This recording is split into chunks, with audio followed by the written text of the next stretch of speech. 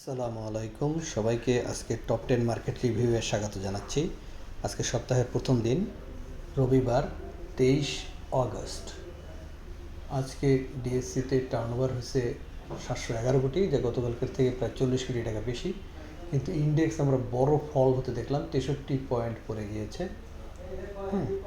আজকে 10 নম্বরে ছিল আইপিডিসি। তার পতন গতকালকে পড়েছিল, আজকেও পড়ে গেছে, 32 টাকা 50 পয়সা ক্লোজ হয়েছে, 33 টাকা শেয়ার ট্রেড হয়েছে।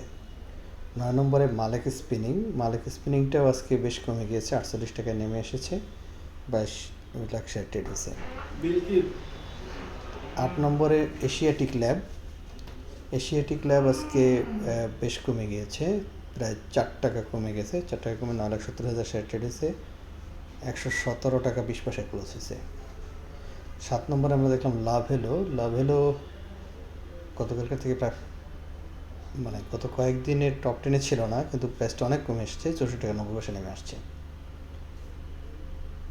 6 নম্বরে বেক্সিমকো লিমিটেড গতকালকে 24 টাকা 90 পয়সা ছিল, সেখান থেকে 23 টাকা 70 পয়সা, 1 টাকা 20 পয়সা কমে গিয়েছে, 56 লাখ শেয়ার ট্রেড হয়েছে। বেড়েছে শুধুমাত্র এসআইসিএল, গতকালকের থেকে 1 টাকা 60 পয়সা বেড়েছে, 41 টাকা 60 পয়সা ক্লোজ হয়েছে। 4 নম্বরে সাইহাম টেক্স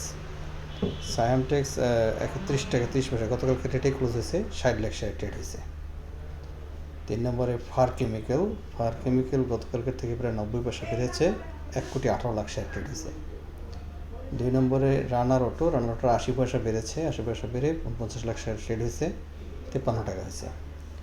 এবং 1 নম্বরে আমরা দেখতেছি শার্প ইন্ডাস্ট্রিজ, আজকে 1 কোটির উপরে ট্রেড হয়েছে, 36 টাকা 60 পয়সা ক্লোজ হয়েছে। সবাইকে ধন্যবাদ।